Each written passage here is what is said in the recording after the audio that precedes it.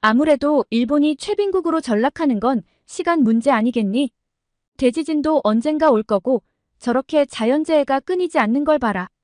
여기 미국의 한 가정집 하버드대 교수 출신의 아버지 그리고 하버드대에 재학 중인 딸이 심각하게 대화를 하고 있습니다. 이 딸은 일본 유학 중 지진의 공포에 휩싸여 급하게 모든 것을 정리하고 귀국을 했다고 하는데요. 곧 들이닥칠 난카이 대지진의 공포에 몰려드는 태풍으로 패닉이 된 일본을 경험하고 온 이 여학생은 이제 한국에 올 채비를 하고 있다고 합니다. 한국에 오기에 앞서 일본에서 경험한 일들을 먼저 이렇게 전해보고 싶다고 연락이 왔는데요. 과연 일본에서 어떤 일들을 겪었을까요? 오늘의 사연 시작합니다. 안녕하세요. 저는 하버드대학교 동아시아학과 3학년에 재학 중인 에밀리 클라크입니다. 이렇게 인사드리게 되어 반가워요. 저는 한국과 일본 문화에 관심이 많아 동아시아학과에 입학을 했었습니다. 졸업 후 석사과정을 미국에서 계속 밟을까 하다가 제 세부 전공인 일본학을 더 심도 있게 연구하기 위해 일본으로 유학을 갔었어요. 지금 돌이켜보면 조금 성급하게 세부 전공을 정한 것 아니었나 싶습니다. 저는 좀 일본의 겉모습을 봤던 것 같기도 한데요.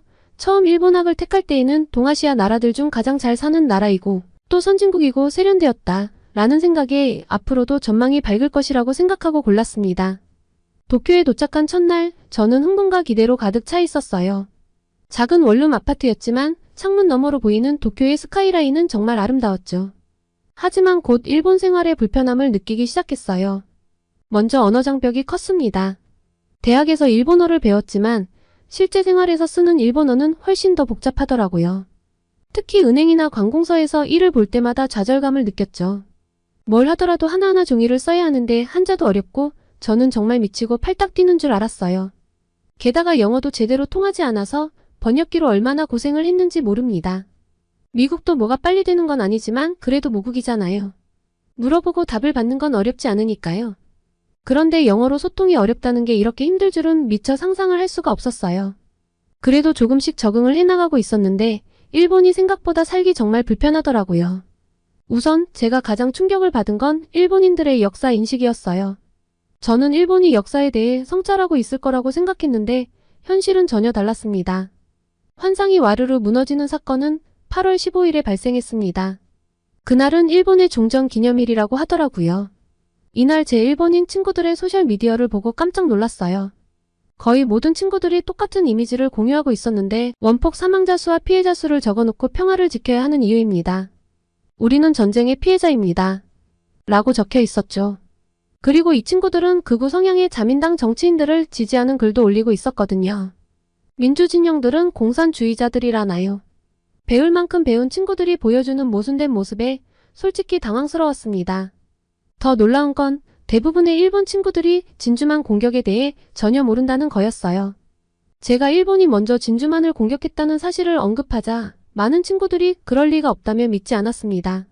심지어 어떤 친구는 일본은 세계를 지키기 위한 미국과의 동맹이라고 말하더라고요. 황당했던 저는 일본의 전쟁 범죄에 대해 이야기했지만 대부분의 친구들은 그런 일이 있었다는 걸 전혀 모르고 있었어요. 난징 대학살, 위안부 문제, 7.3 부대의 인체 실험 등에 대해 언급하자 그들은 처음 듣는 이야기라는 듯 놀라워했습니다. 대체 이들은 어떤 세계관에 갇혀 있는 걸까요? 어이가 없어서 알아보니 일본 정부가 국민들에게 역사를 제대로 가르치지 않고 있다는 사실을 깨달았어요. 친구들 말로는 역사책에 전쟁 범죄가 언급되긴 하지만 자세히 배우지는 않는다고 하더라고요. 제일 이상했던 건 많은 일본인들이 자국 언론만 믿는다는 거예요. 야후재팬이나 라인에 나오는 뉴스가 세계의 시각이라고 믿고 있었죠. 하지만 실제로는 대부분의 일본 언론이 유료 서비스라 접근성이 떨어지고 무료로 접할 수 있는 기사들은 주로 극우 성향의 언론사에서 나온 것들이더라고요. 그러니 다들 편향된 시각을 가질 수밖에요. 이런 경험들을 하면서 제가 가지고 있던 일본에 대한 환상이 조금씩 깨져갔어요. 물론 모든 일본인이 그렇다고 할 순 없겠죠. 전 결코 어떤 나라를 색안경을 끼고 바라보는 사람이 아닙니다. 그저 많은 일본 사람들이 자국의 역사에 대해 무지하다는 사실에 충격을 받았을 뿐이에요. 그나마 좀 숨통이 트였던 건 일본어로 검색해서 나오지 않는다며 우기는 친구들에게 영어로 검색을 해봐라 라고 알려주었더니 그 친구들이 진실을 알게 되었다는 거예요. 엄청나게 충격을 받았던데 마치 트루먼쇼의 주인공처럼 현실을 깨닫는 그들을 보며 언젠가는 전체 일본 국민들도 이런 변화가 올 수 있지 않을까 하는 생각도 들었습니다. 그리고 저는 이런 변화가 있는 친구들하고만 좀 친하게 지냈는데요. 또 곤란했던 건 일본의 쓰레기 분리수거였습니다. 미국인이니까 쓰레기를 마구 버려대서 그런 거 아니야? 하실 수 있겠는데요. 보통 복잡한 게 아니었어요. 기본적으로 플라스틱, 종이, 음식물 쓰레기 등을 세세하게 구분해야 했고 수거 날짜도 종류마다 다른 건 기본이고 길거리에서 쓰레기통을 찾기가 거의 불가능하다는 거였어요. 편의점이나 학교 같은 일부 건물을 제외하고는 번화가에서도 쓰레기통을 찾기 힘들더라고요. 나중에 알고 보니 일본 사람들은 밖에서 생긴 쓰레기를 집으로 가져와서 분리배출 기준에 맞게 버리는 습관이 있다고 해요. 이 습관 때문에 길거리 쓰레기통이 거의 없는 거였죠. 한 번은 실수로 잘못된 날에 쓰레기를 내놓았다가 이웃들의 따가운 시선을 받은 적이 있어요. 그때 정말 창피했죠. 나중에 알고 보니 무단으로 쓰레기를 버리면 최대 5년형이나 1,000만 엔의 벌금을 물 수 있다더라고요. 이 사실을 알고 나서는 더욱 조심스러워졌어요. 시즈오카현 출신인 제 친구 유키의 경험담을 들으니 더 놀라웠어요. 유키가 사는 나가이즈 미초에서는 쓰레기를 크게 5개로 분류하고 다시 세부적으로 12개로 나눠서 버려야 한대요. 게다가 TV나 냉장고 같은 가전제품은 수천 엔의 별도 배출 비용을 내야 한다고 하더라고요. 분리수거가 좋은 일이라는 건 알겠는데 도저히 적응하기가 힘들었습니다. 생수병 하나를 버리기 위해서는 뚜껑을 먼저 분리한 후 병에 남아있는 겉포장지를 떼어내고 병을 깨끗이 씻어 납작하게 밟아버린 후 배출을 해야 하는데 이후 분리수거를 할 때에도 생수병 하나의 뚜껑, 포장지, 플라스틱병 세 부분으로 나눠서 3개의 각각 다른 분리수거통에 버려야 한다고 하고 쓰레기 분류 자체가 가연성, 불가연성, 플라스틱류 쓰레기, 재활용 쓰레기, 대형 쓰레기 등 쓰레기를 배출하는 분류 역시 세밀하게 나눠져 있다 보니 머리가 팽팽 돌더라고요. 유키 말로는 일본에서 이사를 할 때 가장 먼저 해야 할 일이 그 지역의 쓰레기 분리 방식과 방법을 확인하는 거래요. 지역마다 규칙이 조금씩 다르기 때문이라고 하던데 이런 복잡한 시스템 때문에 처음 일본에 온 외국인들은 정말 난처한 경험을 많이 한다고 하더라고요. 그래서 저는 쓰레기를 버릴 때마다 너무 스트레스를 받아 매번 일본 친구들에게 확인을 받고 버렸습니다. 그뿐만 아니라 일본의 현금 문화도 적응하기 힘들었어요. 미국에선 거의 모든 곳에서 카드를 쓸 수 있는데 일본은 아직도 현금을 많이 사용하더라고요. ATM을 자주 찾아다녀야 했고 큰 금액의 지폐를 들고 다니는 게 불안하기도 했죠. 그래도 점차 일본 생활에 적응해 가면서 즐거운 경험도 많이 했어요. 대학 수업은 재미있었고 일본인 친구들도 사귀게 되었죠. 주말엔 도쿄 곳곳을 탐험하며 일본 문화를 직접 체험했어요. 하지만 그러면서도 한편으론 한국에 갔으면 어땠을까 하는 생각이 자주 들었습니다. 특히 일본에서도 한류 열풍이 거세게 부는 걸 보고 그런 생각이 더 강해졌어요. 길거리를 걸을 때면 K-팝 음악이 흘러나오고 일본 친구들은 한국 화장품과 패션에 관심을 보였죠. 저도 모르게 내가 한국에 갔다면 지금쯤 더 재미있게 지내고 있지 않았을까 하는 후회가 들기도 했어요. 그러던 어느 날 일본 뉴스에서 난카이 대지진에 대한 이야기를 듣게 됐어요. 30년 내에 70에서 80% 확률로 대규모 지진이 일어날 수 있다는 거였죠. 처음엔 그저 먼 미래 이야기라고 생각했어요. 하지만 며칠 뒤 작은 지진을 직접 겪고 나니 불안감이 커지기 시작했습니다. 밤에 잠을 자다 방이 흔들리는 걸 느꼈을 때 정말 무서웠어요. 지진 경보 소리에 잠에서 깨어 창밖을 바라보며 이게 정말 큰 지진의 시작일까? 하는 생각에 가슴이 뛰었죠. 다행히 그때는 큰 피해 없이 지나갔지만 그 후로 계속 불안한 마음이 들더라고요. 주변 일본인 친구들은 지진에 익숙한 듯 보였지만 저는 그렇지 않았어요. 매일 밤 비상가방을 확인하고 지진 대피 경로를 외우는 게 일상이 되어버렸죠. 부모님께 전화할 때마다 걱정하시는 목소리를 들으니 더욱 불안해졌어요. 결국 2주 전 저는 급하게 미국으로 귀국을 결정했습니다. 친구들과 교수님들께 작별 인사를 하는 게 정말 힘들었어요. 특히 일본인 룸메이트 유키와 헤어질 때는 눈물이 났죠. 하지만 안전이 먼저라는 생각에 용기를 내어 떠나기로 했어요. 비행기를 타고 미국으로 돌아오는 동안 복잡한 감정이 들었어요. 일본에서의 경험들, 새로 사귄 친구들, 그리고 아직 더 배우고 싶었던 것들을 뒤로 한 채 떠나야 한다는 게 아쉬웠죠. 동시에 안도감도 느꼈어요. 하지만 한편으로는 내가 너무 겁쟁이 같나? 하는 생각도 들었습니다. 지금 이렇게 미국에 돌아와 있지만 매일 아침 눈을 뜨면 가장 먼저 하는 일이 일본 뉴스를 확인하는 거예요. 특히 지진 소식에 촉각을 곤두세우고 있죠. 친구들이 남아있고 아직 떠나지 못한 유학생들도 많은 걸 알거든요. 매일매일 무서운 뉴스가 업데이트가 되는 걸 보며 가슴을 쓸어내리고 있습니다. 얼마 전에는 이바라키현에서 규모 5.1의 지진이 발생했다고 하더라고요. 새벽 0시 50분경 히타치시에서 일어난 지진이라고 하던데 진원의 깊이가 35km라고 해서 다행히 쓰나미의 위험은 없었대요. 하지만 도쿄 중심부에서도 진동이 느껴졌다는 소식을 듣고 정말 가슴이 철렁했어요. 제가 남아있었으면 진동을 느꼈겠구나 싶었죠. 이게 끝이 아니에요. 최근 일본에서는 연이어 규모 5 이상의 지진이 발생하고 있대요. 서쪽 수도권 지역인 가나가와현에서 규모 5.3의 지진이, 홋카이도 아사히카와시 북북동쪽 46km 해역에서 규모 6.8의 지진이 일어났다고 해요. 이런 소식을 들을 때마다 제가 일본에 있었다면 어땠을까 하는 생각에 등골이 오싹해지는 건 어쩔 수 없습니다. 특히 일본 기상청에서 난카이 해구 지진 임시정보를 발표했을 때 주변 분위기가 완전히 달라졌어요. 일본 친구들은 이런 명확한 주의보가 처음이라며 정말 두려워했죠. 그날 저녁 유키와 타로를 만나 식사를 하게 됐어요. 평소와는 다른 무거운 분위기 속에서 유키가 먼저 입을 열었습니다. 에밀리, 이번엔 정말 심각해. 과거의 지진 패턴을 보면 이번 미야자키현 지진이 더 큰 재앙의 전조일 수 있대. 솔직히 말해서 내가 걱정돼. 외국인인 너는 지진 대비 경험도 없고 이참에 미국으로 돌아가는 게 어떨까? 타로도 고개를 끄덕이며 말을 이어갔어요. 난카이 해구에서 150년 동안 큰 지진이 없었대.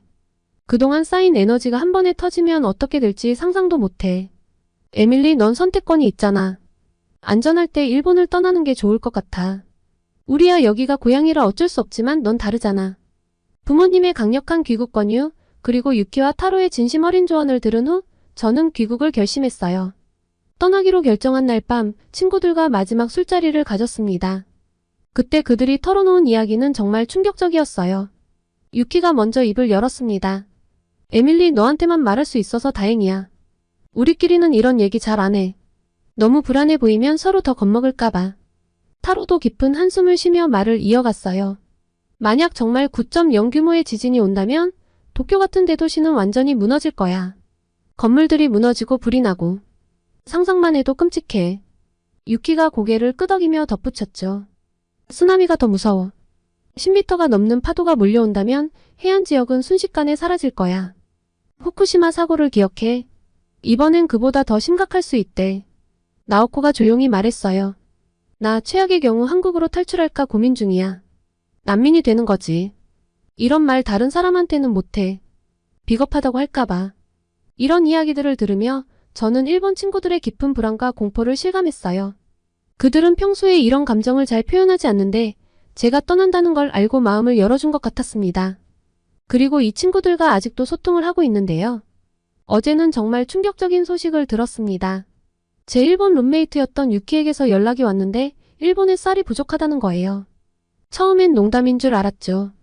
쌀이 부족하다니 일본이 빈곤국가도 아닌데 말이 되나 싶었거든요. 하지만 유키의 목소리는 진지했고 상황은 정말 심각해 보였습니다. 유키의 말에 따르면 마트에 가면 쌀 코너가 텅 비어 있다고 합니다. 더 놀라운 건 어떤 곳은 쌀 대신 고등어 캔으로 채워져 있다는 거예요. 믿기지 않는 이야기에 할 말을 잃고 가만히 있으니 유키가 동영상 하나를 보내주더군요. 영상 속 마트의 모습은 정말 충격적이었습니다. 텅 빈 쌀 진열대, 그리고 그 자리를 채운 수많은 고등어 캔들. 현실감이 없었죠. 쌀 부족의 원인에 대해 유키가 설명해 주었습니다. 2023년 무더위로 인한 쌀 생산 감소와 외국인 관광객 급증이 주요 원인이라고 하더군요. 심지어 어떤 사람들은 며칠 동안 파스타만 먹고 있다고 합니다. 유키도 쌀을 구하기 위해 이곳저곳 돌아다니고 있다고 하니 마음이 아팠습니다. 내가 좀 보내줄까? 라고 물어보니 쌀이 오기 전에 지진이 먼저 올 수 있다고 괜찮다며 웃더군요. 이런 상황을 들으니 일본에 남아있는 친구들이 정말 걱정됩니다. 특히 유키가 더 걱정되는데 제가 떠날 때 울먹이며 배웅해줬던 그 친구의 모습이 자꾸 떠오르네요. 지금 유키는 어떤 기분일까요? 쌀도 부족하고 지진의 위험까지 있는 상황에서 얼마나 불안할지 상상이 됩니다. 그러면서 한편으로는 참 이기적이게도 제가 일본을 떠나온 게 정말 다행이라는 생각이 듭니다. 아직 큰 지진이 일어나지 않아 다행이지만 언젠가는 반드시 일어날 거라는 생각에 등골이 오싹해지니까요. 이런 생각이 들 때마다 제가 일본학을 전공한 것이 후회되기도 하고요. 요새 만약 일본에 정말 큰 지진이 일어나면 어떻게 될까? 하는 생각을 자주 하는데 이렇게 큰 재해가 예고된 마당에 일본학을 공부하는 것이 과연 미래에도 의미가 있을까? 하는 의문이 들기도 합니다. 그런데 최근은 지진 소식이 잠잠해져 한숨을 좀 돌리고 있었어요. 그런데 숨 돌릴 틈 없이 다른 사건이 펼쳐지더군요. 이번엔 태풍 산산이 일본을 향해 접근하고 있다는 소식을 접했습니다. 뉴스를 보니 정말 심각해 보이더군요. 태풍 산산은 일본 규슈 남부 지역으로 시속 10km의 속도로 천천히 다가오고 있다고 합니다. 중심기압이 935헥토파스칼인 매우 강한 태풍이라고 하니 걱정이 되지 않을 수 없었죠. 특히 태풍 중심 부근의 최대 순간풍속이 초속 70m라는 말에 놀랐습니다. 초속 40m만 되어도 주행 중인 트럭이 넘어지고 고정되지 않은 건축물의 지붕이 벗겨질 수 있다는데 70m라니 상상이 되질 않았어요. 일본 기상청에서는 가고시마 현의 태풍 특별경보를, 규슈 남부에는 호우 특별경보를 발령하는 방안을 검토 중이라던데 더 큰 문제는 교통 상황인 것 같았습니다. 일본 항공 등에서 규슈 지역을 오가는 항공기 90여 편이 결항을 발표했고 규슈 지역 신칸센의 일부 구간 운행도 중단되었다고 합니다. 기상 변화에 따라 전면 중단될 가능성도 있다고 하니 일본에 있는 사람들의 이동이 정말 어려워질 것 같았죠. 유키도 본가로 갈까 하다가 일단 도쿄에 머무르고 있기로 했다는데 언제든 이동이 어려워질 수 있는 환경에 살고 있다 보니 굉장히 예민해지고 스트레스가 큰 것 같더라고요. 좀 걱정이 돼서 전화를 걸어보았는데 유키는 전화를 받자마자 울음을 터뜨렸어요. 에밀리 정말 무서워. 우리 집 근처에서 이미 산사태가 일어났대. 어떻게 해야 할지 모르겠어. 유키의 떨리는 목소리를 들으니 제 마음도 무거워졌습니다. 다른 친구 타카시는 좀 더 냉정해 보였지만 그의 말에서도 체념이 느껴졌어요. 우리는 여기가 삶의 터전이야. 떠나고 싶어도 갈 곳이 없어. 그냥 여기서 버텨야지 뭐. 타카시의 말을 들으니 일본인들의 무기력함이 느껴져 마음이 아팠습니다. 한편 유학 중이던 중국인 친구 리나는 패닉 상태였어요. 중국 대사관에서 귀국하라고 연락이 왔어. 하지만 지금은 비행기도 없고 진작 뜰걸. 태풍만 지나가면 바로 떠날 거야. 더 이상 여기 있고 싶지 않아. 리나의 말을 들으니 외국인 유학생들의 불안한 상황이 생생하게 와닿았습니다. 친구들과 이야기를 나누면서 느낀 건 겉으로는 평온해 보이지만 모두가 극도로 불안해하고 있다는 거였어요. 평소엔 차분하던 친구들도 이제는 사소한 일에도 예민하게 반응하고 모든 것을 비관적으로 바라보는 것 같았습니다. 저녁 식사 시간 아버지와 이 이야기를 나누게 되었어요. 친구들의 상황을 전해드리자 아버지께서는 깊은 한숨을 내쉬셨습니다. 에밀리, 우리 대학에서도 일본인 교수들이 다들 본토 걱정에 여념이 없단다. 다들 두려워하고 있지. 심지어 가족들을 이미 미국으로 불러들인 사람들도 많아. 아버지의 말씀을 듣고 보니 이 상황이 단순히 내 친구들만의 문제가 아니라는 걸 실감했어요. 일본 전체가 불안에 휩싸여 있다는 게 느껴졌죠.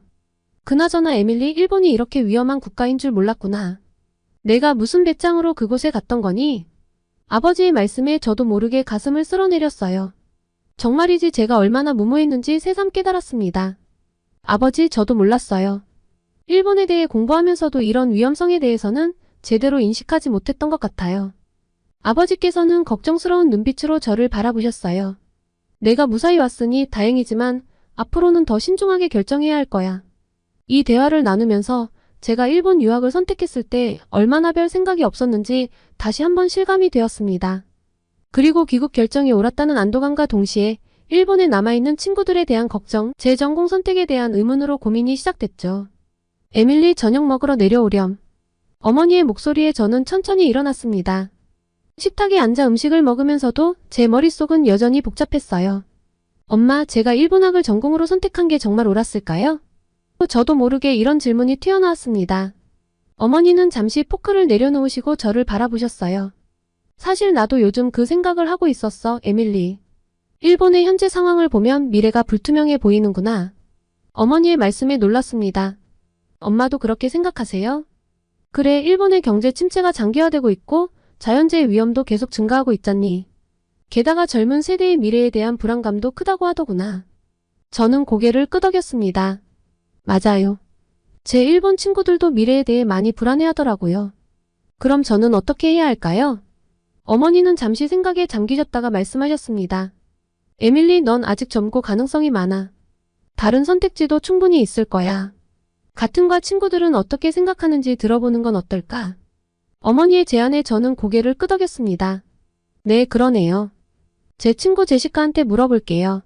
제시카는 예일대 동아시아학과에서 한국학을 전공하고 있거든요. 다음날 저는 제시카를 만나기로 했습니다. 캠퍼스 카페에서 만난 우리는 커피를 마시며 이야기를 나누기 시작했습니다. 제시카, 넌 한국학을 전공하잖아. 어떤 점이 좋아? 저는 궁금증을 참지 못하고 물었습니다. 제시카의 눈이 반짝였습니다. 먼저 한국의 문화적 영향력이 엄청나게 커지고 있어. K-팝의 드라마까지 이제는 영화까지. 이건 단순한 유행이 아니라 세계적인 트렌드야. 앞으로 전망이 아주 밝다고. 저는 관심 있게 들었습니다. 그렇구나. 근데 학문적으로는 어때? 그게 더 흥미로워. 한국의 경제 성장 모델은 개발도상국들의 표본이 되고 있어. 그리고 한국의 민주화 과정, 기술 혁신, 이 모든 게 전 세계의 주목을 받고 있잖아. 이런 걸 연구하는 게 정말 재미있어. 너무 역동적이고 흥미로운 나라야. 제시카의 말을 들으니 한국학에 대한 관심이 생겼습니다. 그렇구나. 근데 취업 전망은 어때? 놀랍게도 정말 좋아. 한국 기업들이 세계적으로 진출하면서 한국어와 한국 문화를 아는 인재들의 수요가 늘고 있어. 외교, 비즈니스, 문화교류 분야에서 기회가 많아. 그리고 미국 내에서도 한국학 프로그램이 계속 늘어나고 있어서 학계에서의 기회도 많아. 제시카의 말을 들으니 한국학의 전망이 생각보다 밝아 보였습니다. 와, 정말 흥미롭네. 근데 난 일본어를 배웠는데 한국어는 어렵지 않아? 제시카가 웃으며 대답했습니다. 처음엔 어려울 수 있지만 한글이 정말 과학적이고 논리적이어서 배우기 쉬워. 그리고 일본어를 아는 너라면 더 쉬울 거야. 문법 구조가 비슷하거든. 이야기를 나누면서 저는 점점 한국학에 대한 흥미가 커져갔습니다. 일본학에 대한 애정도 있지만 한국의 역동성과 글로벌 영향력을 고려하면 한국학도 매력적인 선택지로 보였어요. 그런데 제시카, 넌 곧 한국으로 유학 간다면서? 어떤 계획이야? 저는 궁금해서 물었습니다. 제시카는 흥분된 목소리로 대답했습니다. 응, 서울대학교로 1년간 교환학생을 가기로 했어. 한국어 실력도 늘리고 현지에서 직접 한국 문화와 사회를 경험해볼 생각이야. 특히 한국의 스타트업 생태계에 대해 연구해보고 싶어. 저는 제시카의 열정에 감명받았습니다. 정말 멋진 계획이구나. 나도 그런 기회가 있으면 좋겠다. 대화를 마치고 돌아오는 길에 저는 깊은 생각에 빠졌습니다. 일본학을 완전히 포기할 필요는 없겠지만 한국학을 부전공으로 선택하는 것도 좋은 방법일 것 같았어요. 이렇게 하면 동아시아 전체를 더 넓은 시각에서 바라볼 수 있을 것 같았습니다.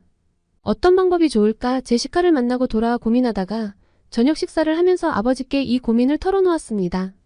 아빠, 제가 일본학을 고집한 게 잘못된 선택이었나 봐요. 최근 일본의 상황을 보면 미래가 불투명해 보여요. 아버지는 잠시 생각에 잠기셨다가 말씀하셨습니다. 에밀리, 내 고민 이해해. 하지만 섣부른 결정은 하지 마. 내 학과의 동아시아학 전문가인 스미스 교수님과 상담을 받아보는 게 어떨까? 그분이 더 전문적인 조언을 해주실 수 있을 거야. 아버지의 제안에 저는 고개를 끄덕였습니다. 다음날 용기를 내어 마이클 퍼셀 교수님께 이메일을 보냈고 상담 약속을 잡을 수 있었습니다. 교수님의 연구실에 들어서자 그분은 따뜻한 미소로 저를 맞아주셨습니다. 에밀리, 어서 와요. 무슨 고민이 있다고 들었어요. 저는 깊은 숨을 들이쉬고 제 고민을 털어놓았습니다. 교수님, 제가 일본학을 전공으로 선택한 게 맞는지 모르겠어요. 최근 일본의 경제 침체와 사회 문제들을 보면서 불안해졌거든요. 마이클 교수님은 고개를 끄덕이셨습니다. 그런 고민을 하는 건 당연해요. 하지만 에밀리, 동아시아 전체를 바라보는 시각이 필요할 것 같아요. 일본만이 아니라 한국도 함께 공부해보는 건 어떨까요? 일본의 한국까지 함께 공부하는 것이 도움이 될까요? 교수님은 미소를 지으셨습니다. 바로 그 점이 더 좋은 장점이 될 수 있어요. 최근 한국의 문화적 영향력이 급증하고 있고 경제 성장 모델도 세계적으로 주목받고 있죠. 특히 한국의 젊은이들의 에너지와 혁신 정신이 인상적인데 이런 것들을 일본과 비교하며 연구해보면 아주 흥미로울 거예요. 교수님의 말씀에 저는 점점 흥미를 느꼈습니다. 교수님은 계속해서 설명해 주셨습니다. 한국은 아주 독특한 민족적 특성을 가진 나라예요. 한국의 빨리빨리 문화를 들어봤죠. 바로 이런 특성이 그들의 빠른 경제 성장과 위기 극복 능력의 원동력이 되었어요. 1997년 IMF 외환위기 때 전 국민이 금 모으기 운동에 참여했던 일화는 한국인들의 단결력을 잘 보여주는데 이런 특성은 전 세계에서 전례가 없는 일이랍니다. 저는 깜짝 놀랐습니다. 와, 정말요? 그런 일이 있었다니 놀랍네요. 그뿐만이 아니에요. 한국 청년들의 창업 열기와 혁신 정신도 주목할 만해요. 취업난 속에서도 새로운 기회를 만들어내려는 그들의 노력이 대단하죠. 단순히 아이돌 음악 드라마로 바라볼 나라는 아니에요. 교수님의 설명을 들으면서 저는 한국에 대해 잘못 알고 있었다는 걸 깨달았습니다. 단순히 K-팝과 드라마로만 한국을 판단했던 제 시각이 너무 좁았다는 생각이 들었어요. 교수님, 그렇다면 어떻게 한국에 대해 더 알아볼 수 있을까요? 교수님은 잠시 생각하시더니 말씀하셨습니다. 우리 학교에 한국 교환학생 프로그램이 있어요. 1년 동안 한국에서 공부하면서 직접 경험해 볼 수 있죠. 일본학 전공은 유지하면서 한국에 대해서도 공부할 수 있는 좋은 기회가 될 거예요. 갔다 와보면 아마 생각이 바뀔 텐데 갔다 와서 세부 전공을 다시 잡아보는 것도 좋겠어요. 저는 그 제안에 눈이 반짝였습니다. 정말 좋은 것 같아요. 어떻게 신청할 수 있나요? 교수님은 자세한 정보와 신청 방법을 알려주셨고 저는 그 자리에서 교환학생 프로그램에 지원하기로 결심했습니다. 상담을 마치고 나오면서 저는 새로운 가능성에 대한 기대로 가슴이 뛰었습니다. 일본과 한국 두 나라를 함께 공부하면서 동아시아 전체를 이해할 수 있는 기회를 얻게 된 것 같았어요. 집에 돌아와 아버지께 상담 결과를 말씀드렸고 아버지는 제 결정을 전적으로 지지해 주셨어요. 제가 한국 교환학생 프로그램 지원하게 되었다고 하니 너무 좋아하시더라고요. 아버지께서 말씀하셨습니다. 에밀리, 정말 잘 결정했어. 지금 상황으로 봐서는 일본보다 한국이 훨씬 좋은 선택인 것 같아. 한국은 경제도 빠르게 성장하고 있고 문화적 영향력도 커지고 있잖니. 어머니도 기뻐하시며 덧붙이셨어요. 그래, 나도 한국에 대해 좀 알아봤는데 젊은이들의 에너지가 대단하더라. 창업 문화도 활발하고 기술 혁신도 빠르게 일어나고 있어. 내가 그런 환경에서 공부하면 많은 것을 배울 수 있을 거야. 부모님의 지지를 받으니 제 결정에 대한 확신이 더 커졌어요. 한국에서의 교환학생 생활이 제 미래에 어떤 영향을 미칠지 정말 기대가 됩니다. 이제 저는 새로운 도전을 앞두고 있습니다. 일본과 한국 두 나라의 문화와 역사 그리고 현재를 공부하며 동아시아 전문가로 성장할 수 있을 거란 기대에 가슴이 뜹니다. 특히 제 친구 제시카와 함께 한국에서 공부하게 되어 더욱 기대돼요. 제시카는 이미 한국학을 전공하고 있어서 그녀의 도움을 받아 한국 문화와 사회를 더 깊이 이해할 수 있을 것 같아요. 이미 제시카는 제게 한국의 많은 것들을 알려줬는데요. 한국의 역동적인 사회와 빠른 변화에 적응하는 능력에 대해 알게 되니 너무 흥미로워요. 마이클 교수님께서 이야기해주신 빨리빨리 문화와 위기를 기회로 바꾸는 한국인들의 저력, 그리고 젊은이들의 창업 열기와 혁신 정신 등을 직접 경험하고 싶고요. 저는 한국의 경제 성장 모델과 기술 혁신에 대해서도 깊이 공부하고 싶습니다. 특히 한강의 기적이라고 불리는 한국의 급속한 경제 발전 과정이 정말 흥미로워요. 지금 한국을 차차 알아가고 있는데 1960년대 초 한국은 세계에서 가장 가난한 나라 중 하나였는데 불과 몇십 년 만에 세계적인 경제 강국으로 성장했다는 게 놀라워요. 제시카가 알려준 바로는 1960년대부터 시작된 경제개발 5개년 계획이 이 놀라운 성장의 시작점이었다고 해요. 처음에는 노동집 약적 경공업으로 시작해서 중화공업으로 빠르게 전환했고 수출 중심 정책으로 경제를 키웠다고 합니다. 이 과정에서 한국인들의 근면성과 빠른 적응력이 큰 역할을 했다고 하더라고요. 저는 이런 한국의 발전 모델을 일본의 경제 성장 과정과 비교해보고 싶어요. 두 나라 모두 전쟁의 폐허에서 빠르게 일어났지만 현재는 매우 다른 모습을 보이고 있잖아요. 이런 차이점과 그 원인을 깊이 있게 연구해보고 싶습니다. 제가 한국에 간다면 일본과 한국 두 나라를 비교하며 동아시아 전체를 더 넓은 시각에서 바라볼 수 있을 것 같아요. 이를 통해 동아시아의 과거, 현재, 그리고 미래에 대한 더 깊은 이해를 얻을 수 있을 거라 기대합니다.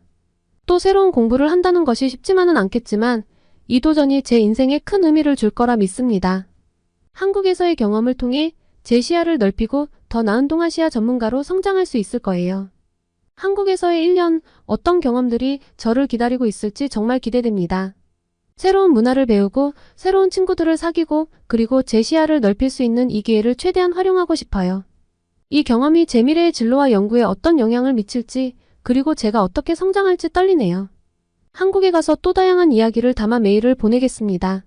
모두 건강하시고 행복한 8월의 마지막을 보내세요. 오늘은 일본을 잠식한 지진의 공포 그리고 끊임없는 자연재해에서 얼마 전 탈출한 미국 하버드생의 사연을 소개해드렸습니다. 오늘의 사연이 마음에 드셨다면 구독과 좋아요를 눌러주세요. 여러분의 구독과 좋아요는 계속해서 좋은 사연을 소개할 수 있는 힘이 됩니다. 이상 감동저장소였습니다.